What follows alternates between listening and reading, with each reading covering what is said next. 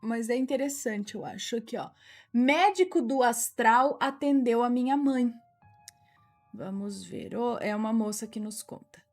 Olá, Ana e assombrados. Espero que estejam todos muito bem. Agradeço por ter lido meus 2 relatos.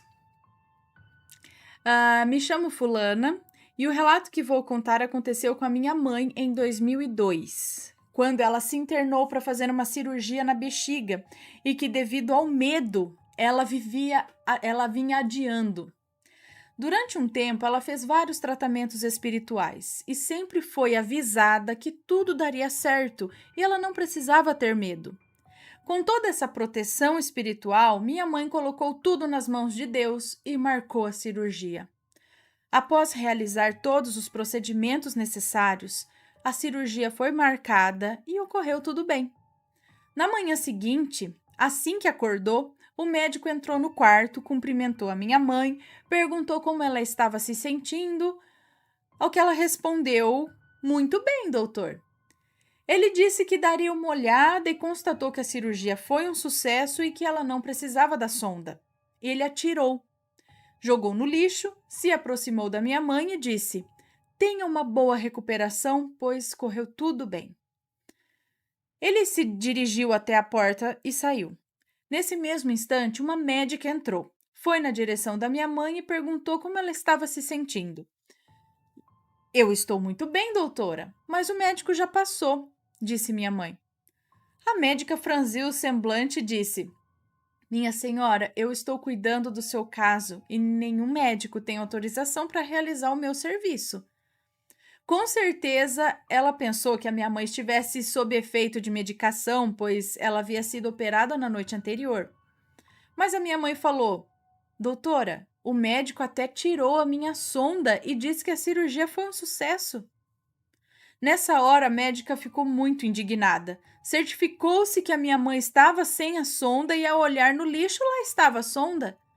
Ela perguntou como era esse tal médico. E, além de falar as características e o nome que ela viu no crachá preso no avental, a minha mãe perguntou: "Doutora, a senhora não viu o médico? Quando a senhora entrou, ele estava saindo. Vocês se encontraram na porta." A médica disse que não tinha ninguém no quarto, nem no corredor. Ela foi até os outros quartos e não tinha nenhum médico. Foi até a recepção e somente ela havia assinado o livro de presença. Ela voltou ao quarto e disse que não sabia explicar o que houve, mas a minha mãe sabia.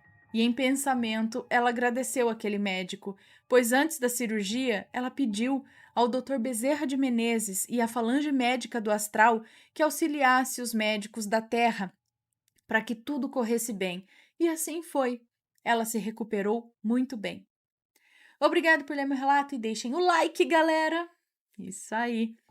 Olha só que legal, gente. Acho muito legal. Tipo, vir um médico do além ajudar. Mas aí ele pega as coisas, ele consegue manipular, tirar a sonda e tudo mais, né? Tem várias histórias desse tipo de médicos, enfermeiros, pessoal que parece que estão trabalhando no hospital junto com a galera daqui, mas é a galera de lá que tá trabalhando. E aí, como todo mundo tá de branco mesmo, né? Tá tudo em casa. Aí, muito bem.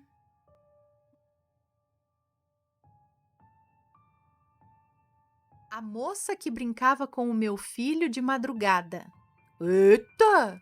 Olha, eu quase já falei aqui, tem o nome dela depois. Vamos ver. Olá, Ana e assombrados, me chamo Fulana, mas sei que vai me chamar de Fulana e eu particularmente amo, me sinto importante. Tenho atualmente 24 anos e esse relato fora escrito em dezembro de 2022. Grande beijo para vocês e fiquem com este relato que se passou comigo. Fique tranquila que se tiver nomes estarão devidamente trocados. Muito obrigada. Portanto, fique tranquila para ler e desde já peço desculpas pelos erros de português, pois estou escrevendo pelo celular e, para ser sincero, eu sou horrível escrevendo por aqui, pois não tenho paciência de ficar arrumando os erros ortográficos. Segue o relato, vamos ver. A moça que brincava com meu filho de madrugada, ok. Esse relato aconteceu em meados de março de 2019. logo após eu ter dado à luz ao meu primeiro filho, Henrique.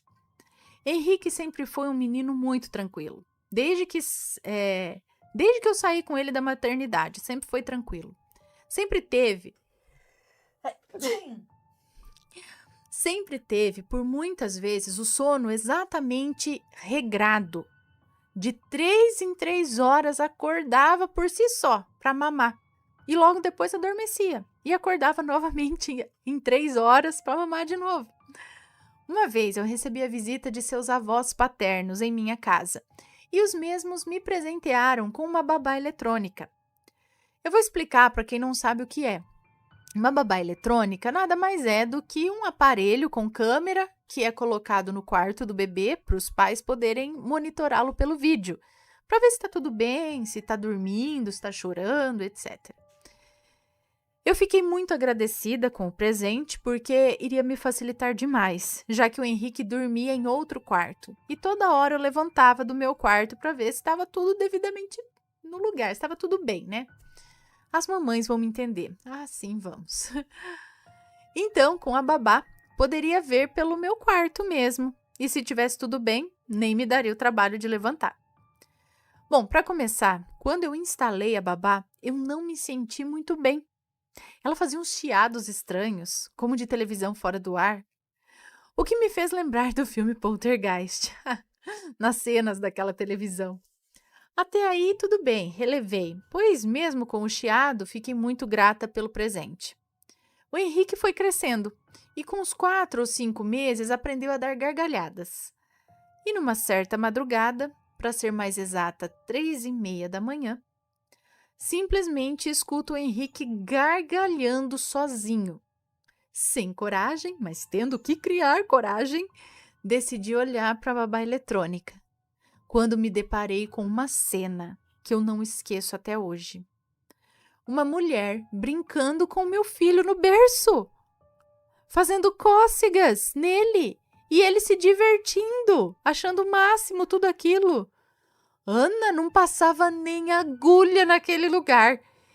Eu me desesperei, mas como eu era mãe e me senti na obrigação de ir lá no quarto ver o Henrique, rezei muito, pedi proteção. Chegando lá, meu menino estava dormindo e no quarto não tinha ninguém além dele. Essa cena se repetiu por uns 2 meses, pelo menos 2 vezes na semana. Depois de muita oração, muita conversa em pensamento com esse ser, pedindo que procurasse o seu devido lugar, essas cenas nunca mais aconteceram. Afinal, eis a pergunta que me faço até hoje. Quem será aquela moça que tanto brincava com ele, fazendo ele rir?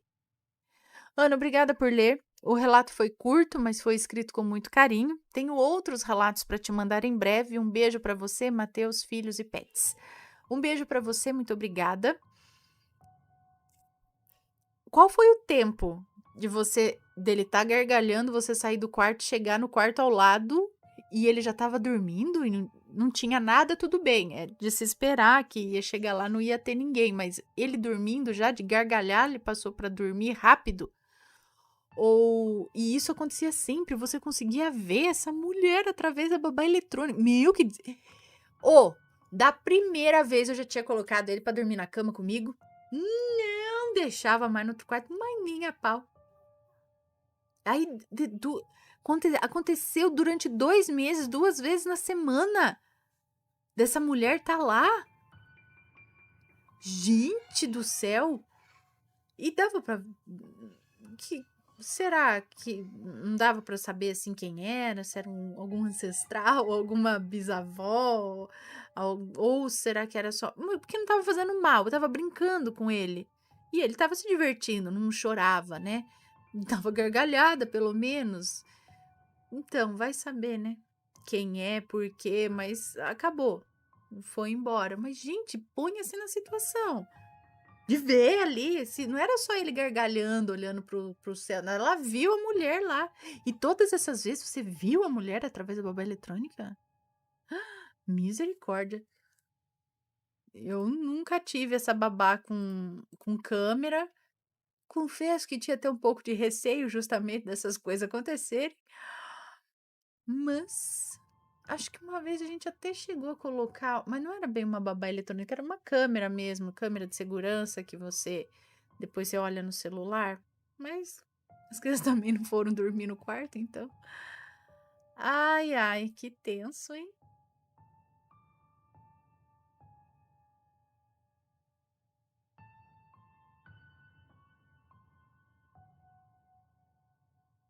Médio, né? Minha enteada maledite. Vamos ver. Olá, Ana, olá a todos do canal, espero que estejam bem e é bom poder estar compartilhando a minha história sobrenatural. Bom, eu sou a fulana, sou do interior de Minas. E em 1995 eu estava com 25 anos e conheci um rapaz muito bonito no show de um cantor aqui. Trocamos números e começamos a nos encontrar. Os nomes estão trocados, ok? Seu nome era Rafael. Era um rapaz de 23 anos, muito bonito e educado. Em poucos dias nós começamos a namorar. Ele conheceu a minha família e eu a dele. Acabei conhecendo também a filha dele, que morava com os avós. E de primeira eu gostei muito da menina. Essa criança tinha 10 anos de idade na época. Era uma criança muito linda, mas era muito agitada. Bom, em poucos meses me casei com o Rafael. No início foi tudo muito lindo, a casa sempre arrumadinha, era bom estar com ele sempre foi muito divertido, então o casamento sempre deu muito certo. Meses depois, minha sogra faleceu. Um ano depois, o meu sogro veio a falecer também. E a filha do Rafael, que aqui darei o nome de Maria, teve que vir morar conosco.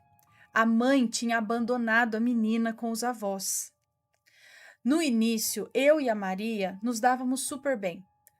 Passaram-se alguns dias e ela começou a desobedecer tanto a mim quanto ao pai, e isso começou a me incomodar muito. A casa já não ficava arrumada, pois a Maria sempre levava terra para dentro de casa para brincar com as bonecas. E isso me irritava tanto a ponto de sempre discutir com ela, mas ela nunca respeitava. Começaram os conflitos em casa. A paz da casa tinha acabado.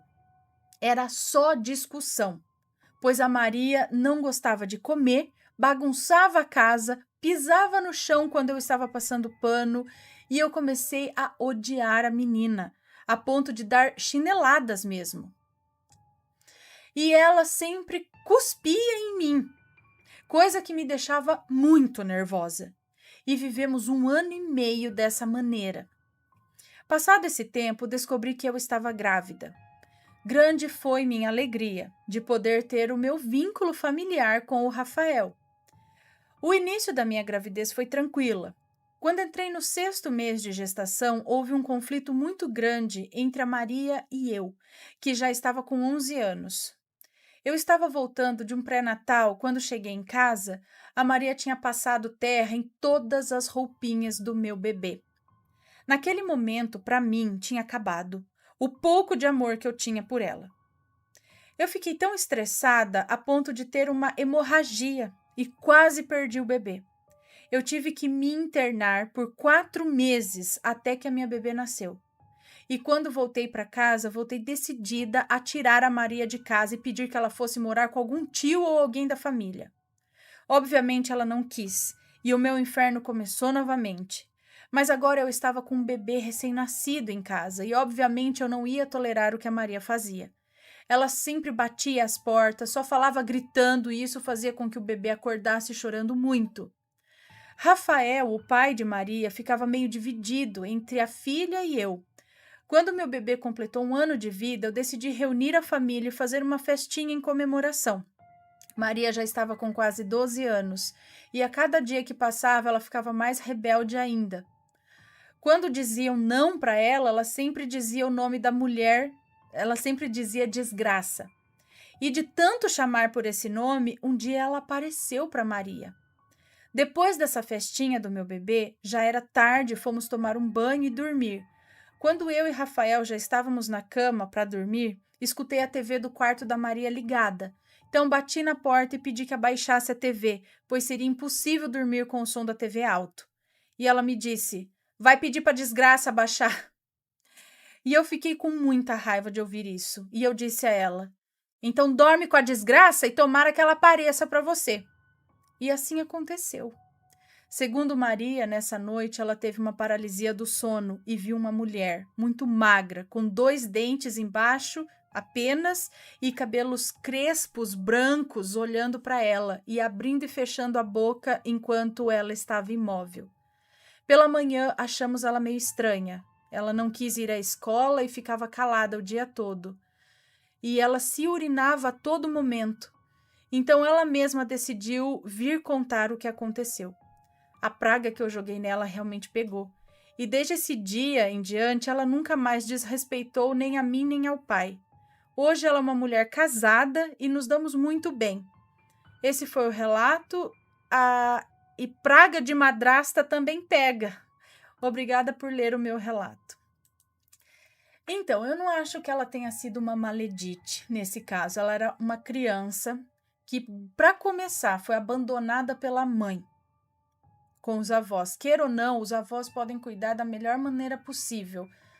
Mas eu acho que ter isso na cabeça, que sua mãe te largou ali, não te quis, sabe? Pode ser já é uma coisa impactante para a menina. E aí ela perdeu os 2 avós, que eram quem cuidava dela.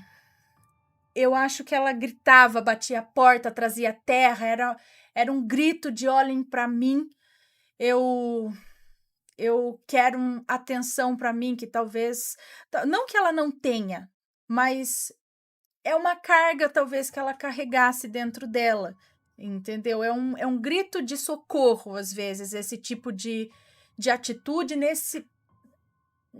nela especificamente, que digo assim, que aí o pai também não morava com ela, né? Tipo, ela tinha, a mãe deixou, aí tinha o pai, mas ela morava com os avós, não morava com o pai também, né?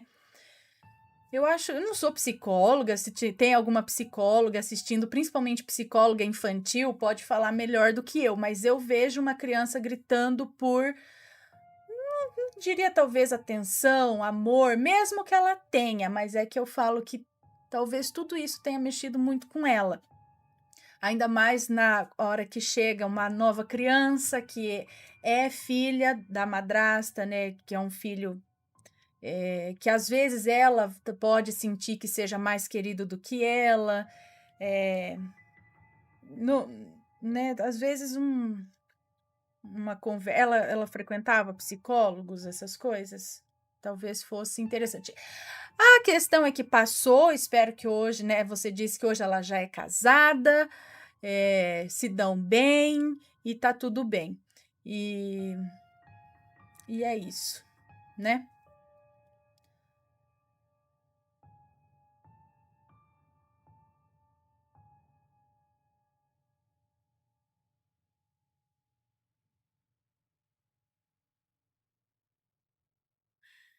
Minha ex-maledite. Eu tava falando sem pôr o chat aqui. Olá, Ana, me chamo Fulano, tenho 21 anos, atualmente moro em Portugal. Porém, eu sou de São Paulo. Para começar, contarei em partes o meu relato. Todos os nomes estarão trocados. Primeira parte. Como disse, sou de São Paulo, mas morei muitos anos em Goiânia. Desde os meus 13 anos, me converti ao cristianismo. Hoje não sigo mais a religião, enfim. Comecei a morar em Goiânia aos 14 anos. Vivi uma vida muito tranquila lá. Fiz amigos e sempre morei com a minha mãe enquanto vivia lá. Aos 17 anos, minha mãe se mudou para Portugal. Comecei a morar sozinho. Logo após, o irmão da minha mãe veio morar comigo, que na história vou chamá-lo de Pablo. No ano de 2018, voltei para São Paulo para morar com meu pai, que estava passando por problemas de depressão.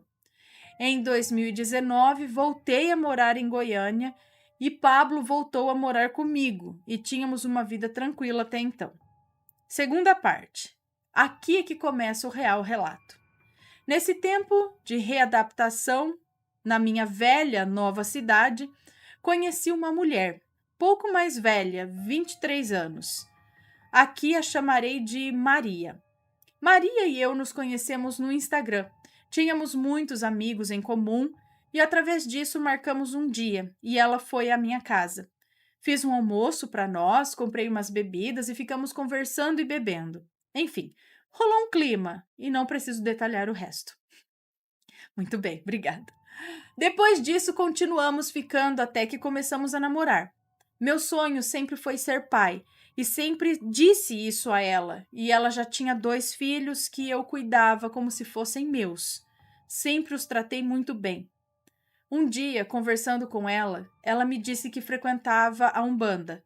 Logo em seguida, descobri que Pablo também frequentava. Eu, como disse, era cristão e não conhecia bem a religião, e sempre que tinha oportunidade eu perguntava a eles.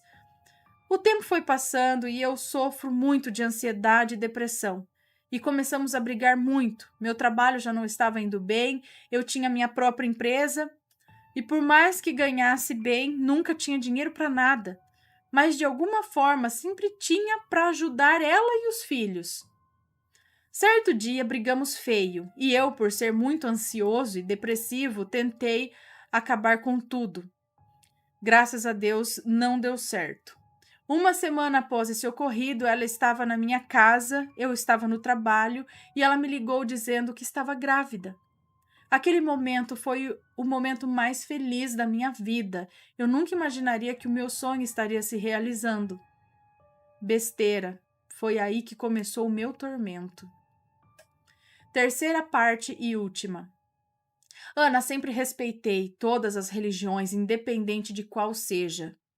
Certa noite estávamos na minha casa, eu, Pablo, Maria, um amigo que chamarei de Paul e uma amiga de Maria que chamarei de Tuga. Como relatei, Maria e Pablo são bandistas e uma entidade incorporou no Pablo naquela noite e começou a conversar comigo. Ele disse que era para eu estar morto, porém quem me protege é muito forte e não permitiria de forma alguma que eu morresse daquela forma. E na mesma hora ele olhou para Maria e disse que o bebê era uma menina. Eu fiquei assustado na hora. Eu sou um pouco eu sou um pouco debochado, daqueles que fazem piadinha com quase tudo. Então eu comecei a rir e disse que saberíamos pelo médico. Passou alguns meses, soubemos que era realmente uma menina. Mas quando ele me contou, eu me senti desconfortável. Uma sensação ruim quanto àquela gravidez. Então começamos a brigar muito, praticamente todos os dias. Então, em novembro de 2019, nós nos separamos. Ela, como uma leonina muito orgulhosa, me bloqueou de todas as redes sociais e antes de fazer isso disse que eu nunca veria minha filha, que eu nem registraria a criança. Até então ignorei, fiquei na minha. Continuei mandando dinheiro às vezes para ajudá-la. Mas no dia 17 de janeiro de 2020, eu estava na casa de uma amiga e perguntei à minha mãe se elas ainda se falavam. Minha mãe disse que sim. Então pedi que mandasse uma mensagem perguntando como estava a gestação. Ana, esse foi o pior dia da minha vida. Logo em seguida, ela me desbloqueou do WhatsApp e me mandou uma mensagem dizendo que tinha perdido o bebê. E o meu mundo caiu ali na hora. Passou alguns meses, vim para Portugal e assim que cheguei, o Pablo me ligou e disse que precisava me contar algo. Como uma pessoa ansiosa já começou a dar batedeira em mim. Ele me disse que uma entidade tinha incorporado nele e disse que a minha ex tinha feito um trabalho para mim no cemitério, uns meses antes da gente terminar. Ela disse que tinha ido ao cemitério, pois, segundo ela, o pai dela tinha feito um trabalho para ela, mas, na verdade, ela que tinha ido ao cemitério fazer um trabalho para mim. Eu fiquei preocupado, pois havia percebido que algo comigo não estava bem. Eu via vultos, sentia presenças, não dormia, não conseguia emprego e nem sequer comer. E não conseguia emprego, não conseguia comer e muito menos conseguia me relacionar com outra pessoa. E então o Pablo me disse que a entidade dele não deixaria nada acontecer comigo, pois quem me protege é muito forte e que tudo voltaria para ela. Ana, o ano de 2020. O ano é 2020, mês 5. Agora, né? Há 2 meses descobri que ela ainda estava grávida, sim, e que o filho era do ex dela. Ela ficava comigo e com ele ao mesmo tempo. Uma amiga me ligou há 1 mês atrás dizendo que ela estava passando muita dificuldade e pedindo coisas para ela. O ex dela, até então pai do bebê, a agrediu e a expulsou de casa. A entidade do Pablo disse que ela iria não só comer o pão que o diabo amassou, mas também passar as piores coisas que você possa imaginar. Mendigar comida, não teria lugar para morar, e quando ela achasse que estava ruim, ia piorar ainda mais. Olha, eu não desejo o mal dela. Eu tenho dó dos filhos dessa mulher. Eles não têm culpa da mãe que tem.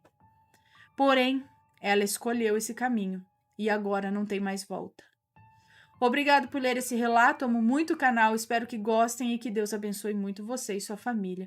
Um beijo para você, muito obrigada, gente. Então, dá dó das crianças, né? Que não tem nada a ver. Mas... Elaia. Cada coisa, não? E a gente vê aqui as pessoas colhendo.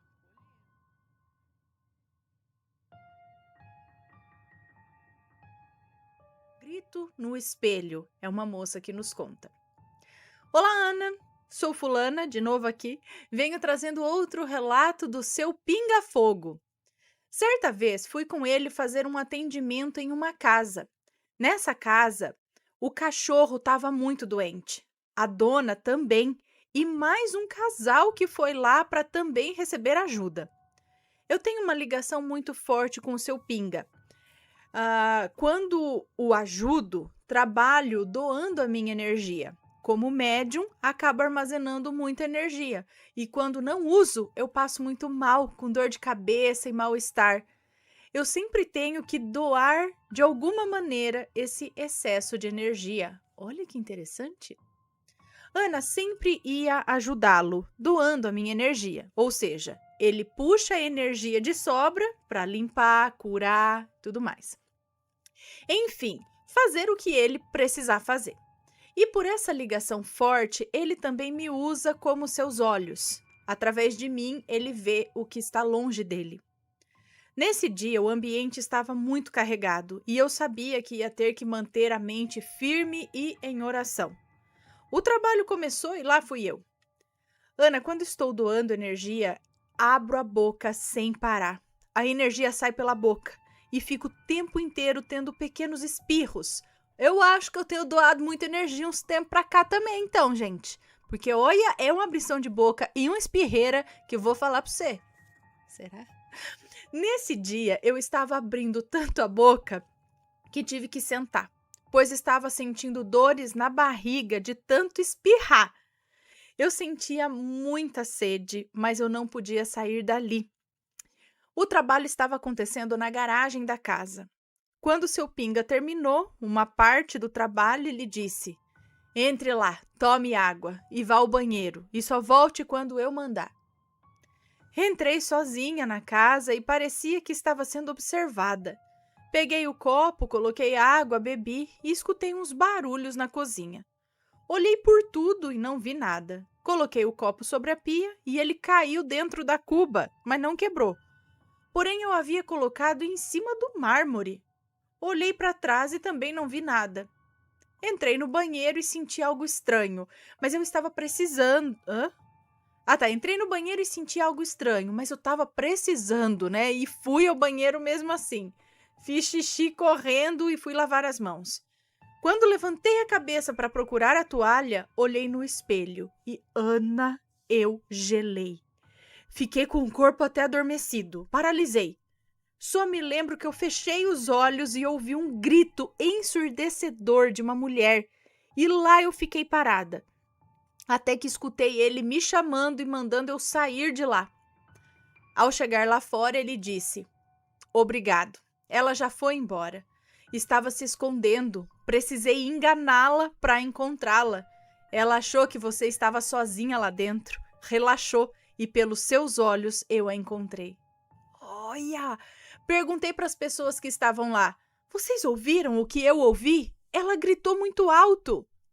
E eles disseram: sim, achamos que era você que havia tomado um susto. Íamos lá, mas ele não permitiu. Disse que você estava bem. Eles responderam, né? Bom, seu Pinga me abraçou, fui voltando ao normal e parei de tremer. Só de contar agora para você, Ana, eu já fico ansiosa. Foi um grito de sofrimento, de dor, de raiva, uma coisa muito estranha. E esse foi o primeiro de tantos outros gritos que já ouvi até hoje. Eu só não entendi o seguinte, peraí, eu achava que ele estava incorporando em você, mas os outros também ouviram ele falar, ele falava, tinha outro médium onde ele incorporava, não era incorporando, eu só não entendi isso, mas achei muito interessante. Olha só.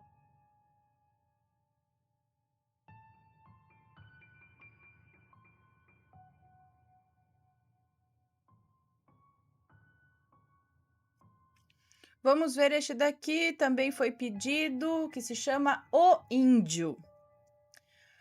Boa noite, Ana Paula e assombrados. Cadê vocês? Boa noite, Ana Paula e assombrados. Venho por meio deste e-mail contar o meu sexto relato, que não aconteceu diretamente comigo, mas no momento do ocorrido eu estava presente. Estou pondo no papel tudo o que ocorreu durante as minhas 36 primaveras de vida e tentando ser o mais cronológica possível, tentando contar as minhas experiências desde a adolescência, juventude e agora casada. Hoje vou contar o que se passou com o Cicrano e conosco em uma das idas e vindas de nosso retorno do trabalho. Agora, sem mais enrolações, o relato, O Índio. O ano era 2016. Como já havia mencionado no relato As Batidas, trabalhávamos aos finais de semana em uma praia muito conhecida próximo a Manaus.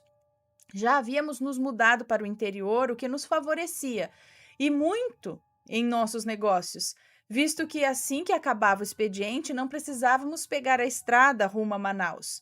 Já tínhamos o nosso cantinho, mesmo na cidade em questão. Na cidade em questão. Agora não trabalhávamos somente de sábado e domingo, e sim de sexta a segunda. O que já era corrido, agora ficou ainda mais. Em um dia de sexta ou segunda, não me lembro com exatidão a data do ocorrido, terminamos o nosso expediente relativamente tranquilo. Visto que durante a semana tudo era menos corrido e trabalhávamos com um grupo reduzido. Após fazer todos os trâmites de final de turno, pegamos os funcionários e os levamos em nossa picape estrada os levamos em nossa picape estrada fora, na AM 010. Nesse período, estava havendo a duplicação na estrada, o que nos fazia tomar ainda mais cuidado naquela BR escura e cercada de mato por ambos os lados.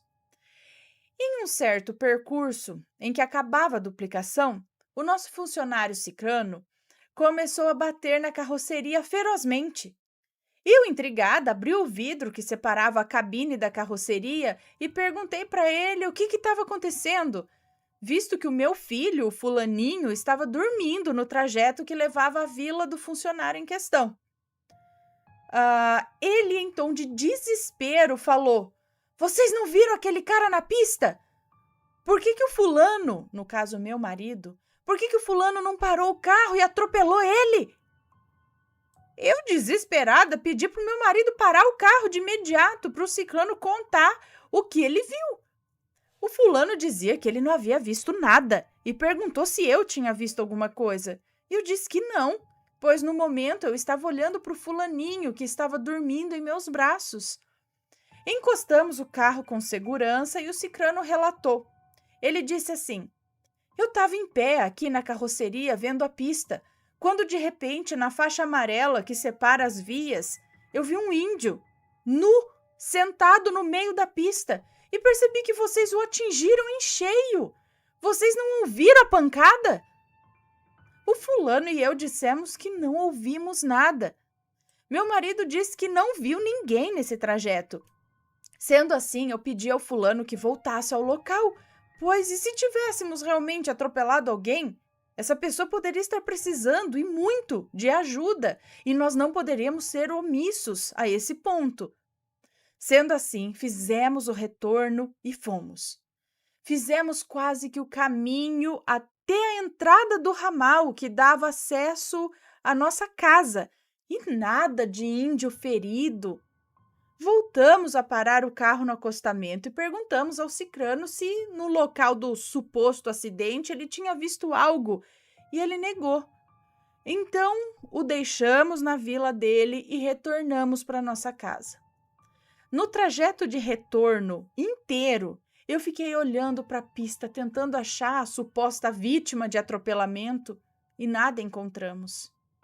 No dia seguinte ao fato, o cicrano, ainda em dúvida, olhou em torno do carro do fulano para ver com seus olhos se não havia marcas de pancadas no capô ou nas laterais do carro.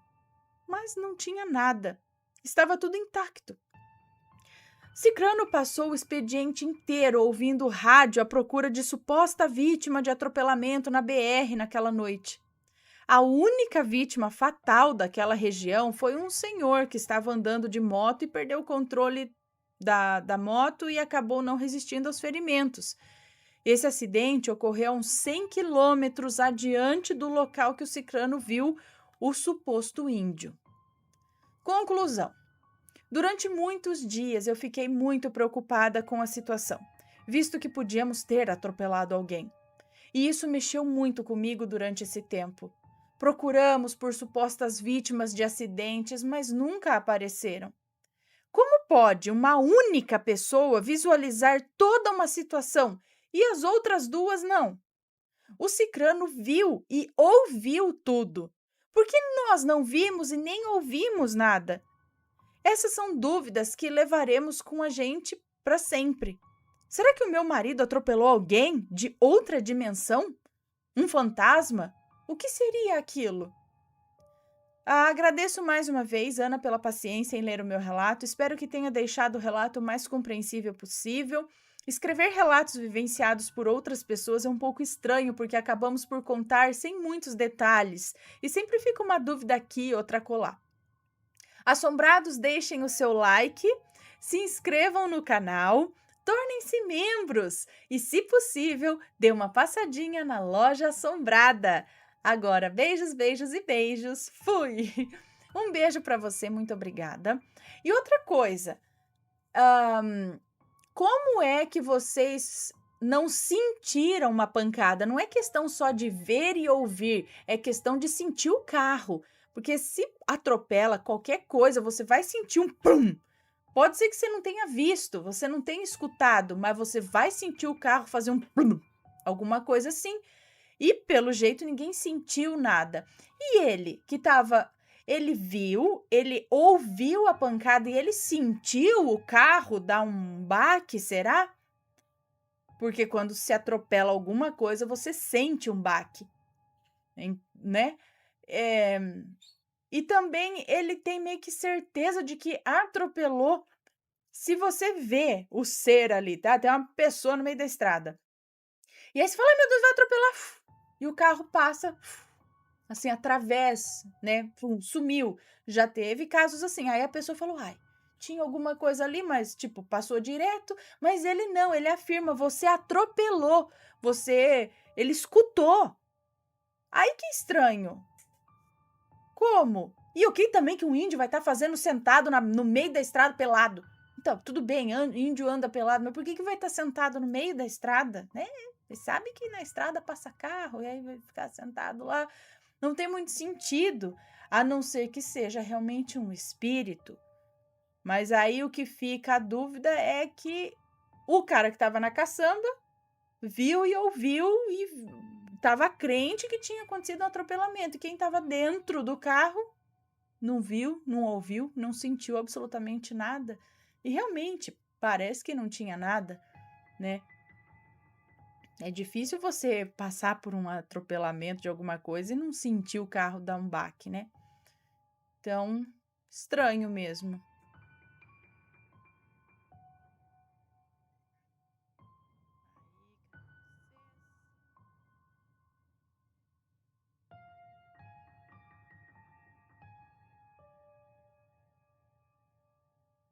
E é isso, pessoal. Então vamos ao relato de hoje, que é este daqui. Será que eu tô ficando louca?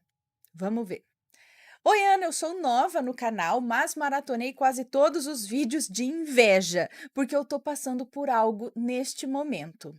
O relato pode ser bem longo. Não, ele é longo, mas não é muito longo, tá? Eu vou trocar os nomes, como de costume, e tudo mais aqui que precisar trocar. Ok. Pode me chamar de Fulana, eu tenho 25 anos e sempre fui bem sozinha. Os meus avós, por parte de pai, morreram antes de eu poder conhecê-los e a minha mãe nunca me quis. Mas posta fotos minhas nas redes sociais hoje em dia, me tratando como filha linda que ela sempre amou. Eu só ignoro hoje em dia, porque eu aprendi que essa raiva que eu nutria por ela fazia mal só para mim. Mas não é disso que a gente vai falar hoje aqui, não. A minha infância foi muito difícil, mas nessa parte não teve nada de sobrenatural. Bom, com 12 anos, eu era aquelas alunas quietas, com dificuldade de aprendizado. Eu não sabia me cuidar, pois eu morava só com meu pai. Eu tinha cabelo enrolado, uniforme largo. Sofri muito bullying por conta disso. Enfim, aos 12 anos eu conheci duas meninas. Vamos chamá-las aqui de Letícia e Juliana. Letícia era uma menina descolada, fazia amizades fácil, era bonita para a idade dela, sabe? Parecia ser até mais velha. Juliana era popular também, fazia amigos onde passava. Era bonita, tinha cabelos enrolados como os meus, mas ela passava creme, cuidava. Parecia ser. Ela passava creme e tudo e eu achava o máximo. Conheci as duas em um trabalho de classe e viramos um trio na hora.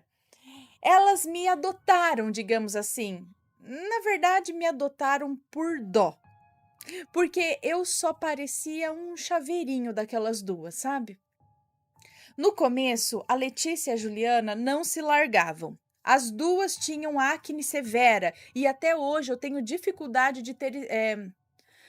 Não, peraí. No começo, a Letícia e a Juliana não se largavam. As duas tinham acne severa. E eu, até hoje, quase nunca tenho espinhas no rosto. É difícil aparecer uma espinha. Eu cheguei até a minha. Cheguei até, na minha inocência boba, querer espinhas no rosto como elas tinham. Olha só, gente. Um dia, sem motivo algum, guardem esse fato. A Juliana se afastou da Letícia e começou a andar só comigo.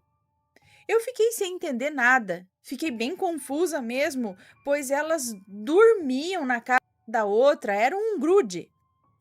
Então começamos nós a dormir na casa uma da outra. É Juliana e eu, né? Provavelmente você vai ficar um pouco confusa com o que eu vou falar agora, mas tínhamos um dia de diferença. Ela fazia aniversário em um dia e eu fazia no dia seguinte. Ficamos super próximas. Letícia só ignorou e foi atrás dos milhares de amigos que ela tinha. Mas ela ainda vai ser assunto neste relato. Quanto mais próximas nós ficávamos, mais a personalidade de Juliana foi se retraindo. Ela começou a parar de fazer amigos novos como eu, ficou tímida e só falava comigo. Com 12 anos ainda, eu ganhei um PlayStation 2 de um tio meu que ajudou a me criar. A Juliana também tinha um videogame desses, então era legal porque trocávamos informações sobre os jogos e tudo mais. Mas agora que o pesadelo começa. Mesmo ambas tendo ali o mesmo videogame, notamos que o dela não rodava alguns jogos, então comecei a levar o meu para casa dela. Era estranho, nunca dava problema no meu videogame em casa, mas sempre que jogávamos na casa dela, ele voltava com defeito. Então fui parando de levar ele para lá. Com 14 anos, aproximando da nossa festa de 15 anos, ela tinha muitos planos. Mas eu nunca fui muito desses ritos como, ai, chá da casa nova, chá de panela, festa de 15 anos, festa de casamento. Eu também não sou dada a essas coisas. Aí eu combinei com meu pai que eu preferia um notebook para poder jogar e levar para todo lugar. Um dia na casa dela, ela estava falando sobre os vestidos e como ela iria fazer um bolo vivo e tal. Perguntou o que eu ia fazer na minha festa de 15 anos. Já que eu não tinha comentado nada ainda, né? Então eu só disse assim: ah, eu troquei minha festa de 15 anos por um notebook para eu poder jogar. Festa de 15 anos é caro e basicamente você só aproveita um dia. Aí ela ficou séria, mudou de assunto e continuamos conversando. No dia do aniversário dela, que é um dia antes do meu, ela me mandou uma mensagem. Você não acredita? Eu ganhei um notebook e ele é muito legal. Eu fiquei feliz por ela, mas também um pouco incomodada por ela ter pedido um notebook para os pais e não me disse nada. Bom, o meu notebook só chegou 2 meses depois, pois ele veio de outro país. Ele era grande, muito bom, bonito para a época, e eu fiquei radiante, eu cuidava muito bem dele. Depois de 1 mês, Juliana me chamou para a casa dela para jogarmos nos notebooks. Deu para notar que ela ficou incomodada quando comparou os dois. O meu era maior, tinha uma configuração melhor e tal. Eu não ligava para isso, de verdade, mas ela pareceu ficar bem chateada. O estopim foi quando baixamos jogos e só no meu rodava. Ela ficou furiosa, fechou o dela com força e ficou bicuda na cama. Do nada, gente, depois disso, um mosquito aqui. Do nada, depois disso, o meu notebook novinho, com 1 mês de uso, que nunca bati, nunca fiz nada, sempre cuidei muito bem. Deu tela azul. Tela azul. Ele estragou. E quando foi para arrumar, quando voltou, demorava 20 minutos para ligar. Olha, deu para notar que com isso ela ficou um pouco mais feliz. Bom, reprovei de ano e por isso ficamos em diferentes turnos na escola. Mas não deixamos de ser amigas. Então, minha formatura do ensino fundamental foi mais tarde, em um parque do sul do país. Quando ela soube, chegou a ficar doente e fez o pai comprar férias de outro funcionário para levar a família no mesmo parque. Comecei a achar tudo aquilo muito estranho. Peraí, então, reprovei de ano e ela repetiu o ano, aí ficaram em diferentes turnos, aí quando foi a época da formatura. Então, é aquela coisa, aquelas viagens de formatura, que a galera vai para Porto Seguro, vai para não sei o que lá, eles foram para um parque no sul do país, ok. E a turma dela, né, que se formou ali junto com ela. E aí a amiga ficou, não, fez o pai comprar férias de outro funcionário para levar a família no mesmo parque. Aí eu comecei a achar muito estranho. Continuamos amigas até o dia que eu conheci um rapaz. Eu já estava para fazer 16 anos e ele era super gente boa. Vamos chamá-lo aqui de Mário. Mário jogava também e sempre tínhamos assunto. Um dia, a Juliana, sabendo disso, disse: me apresenta para ver se eu aprovo. E a burra aqui fez o quê, né? Entramos em um site de bate-papo para conversar e já notei que ela e ele ficavam em silêncio na sala de bate-papo. Como eu era burra, sabe? Mas não era boba. Aí eu entrei no Facebook dela. Lá estavam os dois adicionados em tudo, me ignorando e conversando entre si. Eu matei a charada na hora. Essa maleditezinha estava querendo me passar a perna, furar meu zóio. No sábado, eu, ela e a prima íamos ao cinema. Mas no dia, ela inventou uma briga familiar enorme lá. Eu desejei que tudo se resolvesse e fiquei em casa. Notei que ele, o Mário, sumiu junto durante a tarde. E eu pensei, Eles estão achando que eu sou idiota? Quando ela voltou, eu escancarei tudo e peguei ela no pulo. No fim, ou seja, os dois tinham saído, ela inventou que tinha brigado com a família, que não ia mais no cinema com as amigas, mas era para sair com o Mário, é isso? No fim, cortei a amizade, não por conta do Mário, por conta do cara, mas por ela ter mentido para mim daquela forma. Ela e ele começaram a namorar. Eu voltei a me aproximar da Letícia. Ok, o pesadelo continua. Me aproximei da Letícia. E que erro, meus amigos! Eu gostava de um cara na escola, vamos chamá-lo aqui de Luiz, mas ele era muito para mim, então eu gostei dele em silêncio. Acontece que ele era amigo da Letícia. Da infância difícil que eu disse que eu tive, então, eu acabei demorando para amadurecer em decorrência disso. E ele adorava usar esse fato, ela, a Letícia, e ela adorava usar esse fato para fazer chacota de mim na rodinha de amigos. Parecia que rir de mim era como um assunto coringa entre os amigos dela.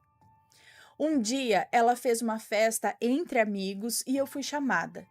Nessa festa, 3 pessoas se aproximaram de mim, 3 homens.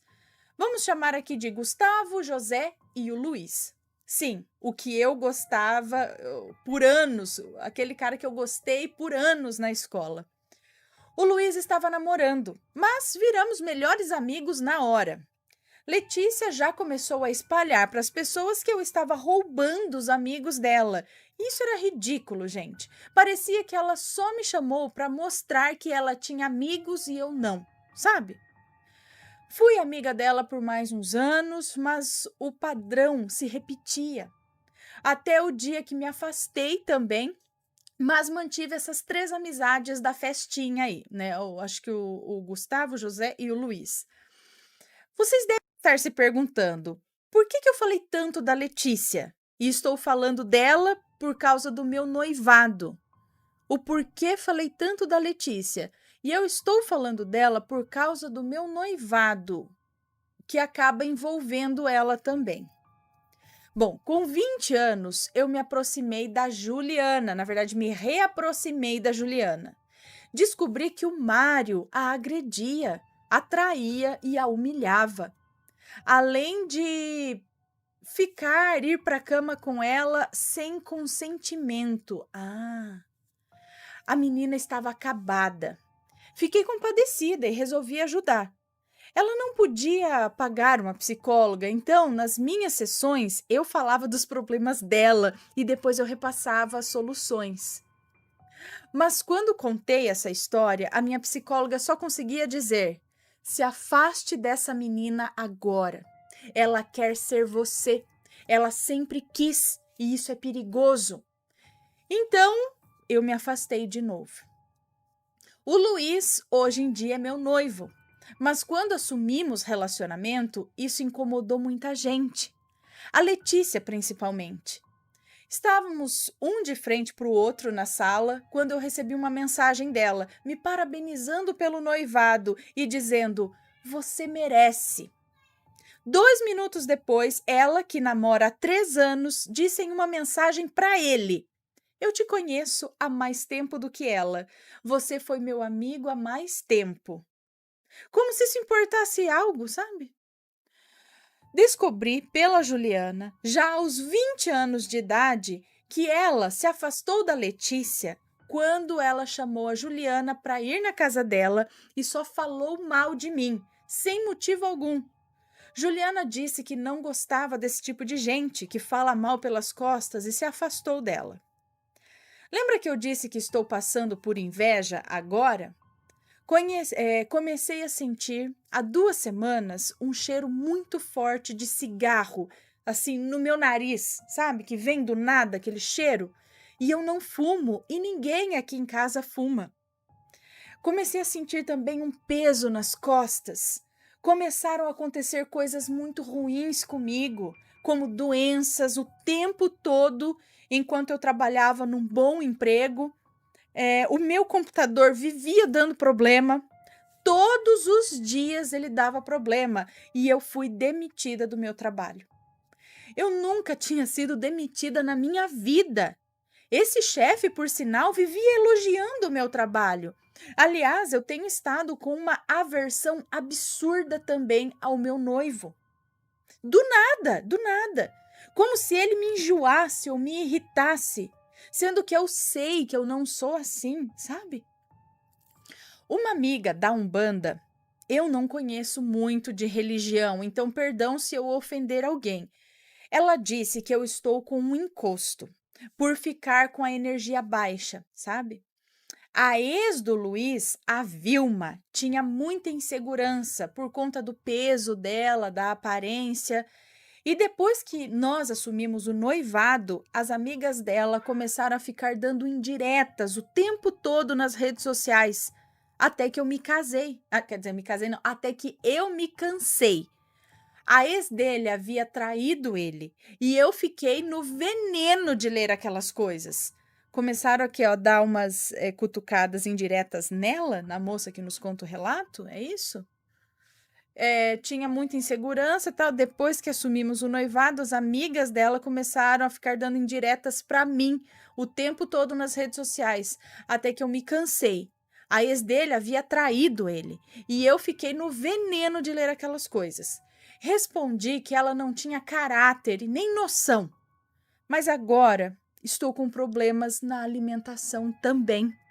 Eu, que sempre comi pouquinho, tinha até apelido de passarinho. Estou comendo até 3 hambúrgueres e a minha fome não passa. É como se eu passasse mal de fome. E nem tô com fome, na verdade. Apareceu uma espinha na minha testa e ela não some. Já tem 3 meses quase. Lembra que eu disse que eu nunca tenho espinhas? Pois é. Eu não sei muito o que eu faço, mas tenho parentes me ajudando, que são espíritas. A minha amiga da Umbanda também está disposta a me ajudar, porque ela sabe que eu não sou uma pessoa. é, Ela sabe que não sou uma pessoa má, sei lá, uma pessoa desse jeito aí das coisas que estão acontecendo. Ela mesma me disse isso. Bom, esse é o meu relato. Embora tenha muitas coisas como na faculdade na faculdade eu ganhei outro notebook que também estragou no segundo dia que eu levei para aula, notebook novinho também. Enfim, eu queria saber se essas coisas podem ser só coincidências, ou se a Letícia e a Juliana podem ter tido inveja de mim, porque eu não consigo pensar que isso é besteira, não juntando tudo isso. Obrigada por ler até aqui. Um beijo para você, obrigada pela sua história. O que me parece, às vezes não é só inveja. Eu não sei, você resumiu bastante algumas coisas aqui, até dava para ter desenrolado mais sobre alguns assuntos, explicado um pouquinho melhor, né? Mas o que me parece é que as duas eram mau caráter. Sinto muito, mas se divertir com os. Rir dos. Não vou dizer defeitos, mas ficar expondo as suas fraquezas e rindo disso é ridículo. Só mostra que para ela se sentir maior, ela precisa derrubar alguém, não consegue isso sozinha. É, tanto a Juliana aí quanto a Letícia a Juliana ficar feliz pelo seu notebook quebrar, sabe? Esse bico não sei se é só inveja, não sei se isso é só com você. Isso é um tipo de pessoa que não vai ter um único alvo, eu acho. É com todo mundo, com a maioria, não se dá bem, fala mal, é uma pessoa tóxica, são pessoas que a gente tem que manter longe. Procura se afastar desse tipo de gente. Agora, se fez algum trabalho, eu não lembro aqui se ela falou, tem um encosto, às vezes a pessoa gera uma.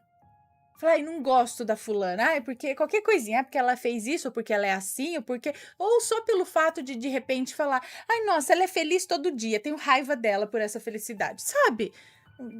Tem isso também. E isso pode afetar essas energias ruins, às vezes direcionadas, às vezes por estar por perto, pode afetar. Mas vá ao médico também, Não sei se você já foi, mas vá fazer alguns exames para saber se esse lance dessa fome, da acne, dessas coisas não pode ser algum problema físico que está acontecendo aí, hormônio, alguma coisa.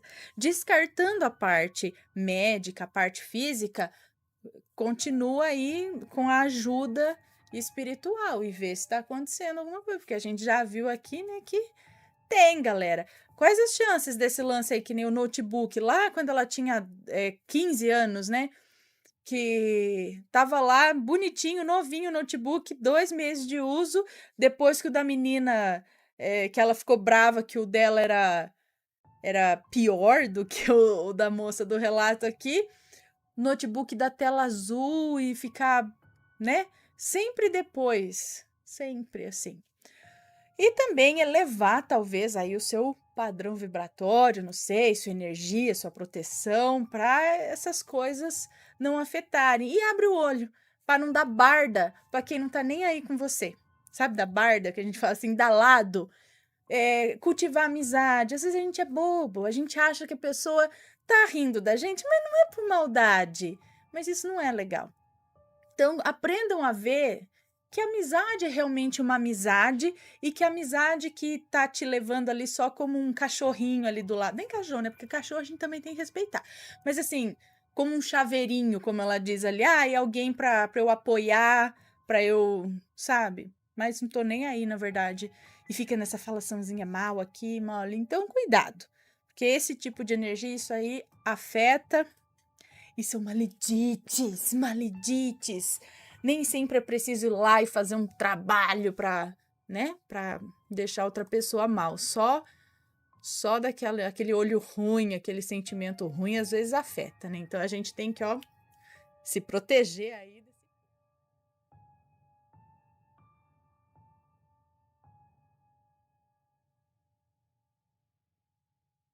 Ah, meu pai viu um lobisomem? É uma pergunta. Vamos lá. Olá, Ana, meu nome é Fulana e conheci seu canal por intermédio da minha filha, Fulaninha, que hoje tem 11 anos e adora suas histórias assombradas e é sua fã, assim como eu me tornei também. Muito obrigada, um beijo para as duas. Já enviei 2 relatos. Tá. O relato que vos conto aconteceu com meu pai no início dos anos 60. Ele morava no interior Ele morava no interior do Ceará, numa cidadezinha chamada Cipó dos Anjos. Ele dizia que morava na roça e era bem distante da cidade. Para se chegar lá, tinha que passar por uma estrada onde só tinha mato de um lado e do outro. Ele tinha um cavalo e sempre ia à cidade com seu primo para comprar algo ou até mesmo para dar umas paqueradas nas moças da cidade. Ele e seu primo eram muito amigos e saíam muito juntos.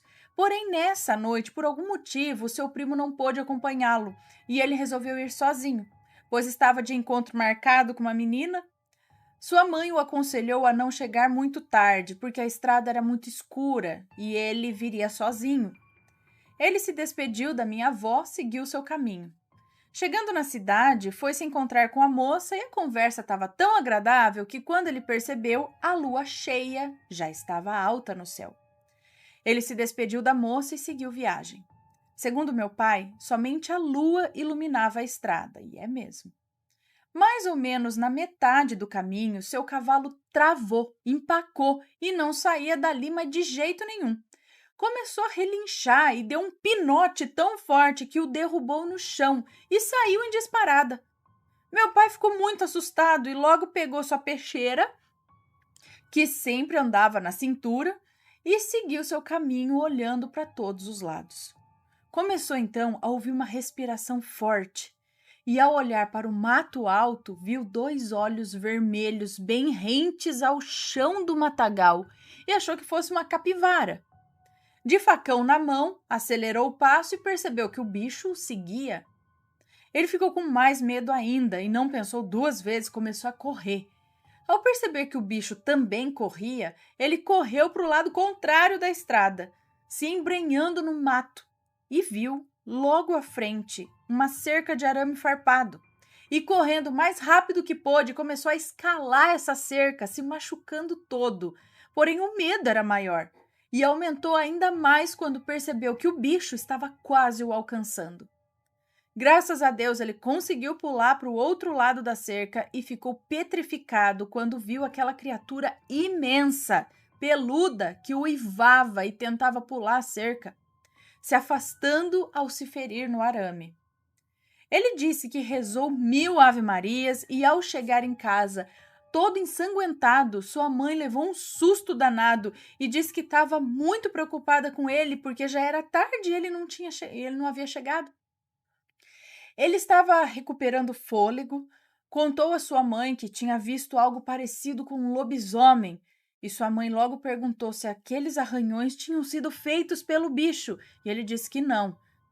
Meu pai sabia que o bicho tinha se ferido na cerca e durante um bom tempo ele e seu primo ficaram procurando alguém com machucados semelhantes ao dele, porém nunca encontraram ninguém. A única certeza que o meu pai tinha era que nunca mais passaria por aquela estrada tão tarde e ainda mais em noite de lua cheia. Quanto ao seu cavalo, meu pai disse que nunca mais o encontrou depois daquela fatídica noite. É isso aí, Ana. Beijos para a família Assombrado. Muito sucesso para vocês e manda um beijo para minha filha que escuta suas histórias todos os dias. Um beijo para você, para sua filha, para as duas. Muito obrigada. Será que o lobisomem foi atrás do cavalo dele e acabou pegando o cavalo? Porque o cavalo talvez ele saberia voltar. Não voltaria? Iria para o lugar onde ele conhece? Ou alguém acabou vendo o cavalo sozinho e pegou? E aí, tá gostando dos relatos? Então o que você acha de deixar um like aí no vídeo, hein? Gosta dos relatos? Deixa o seu like, mesmo que seja nos cortes.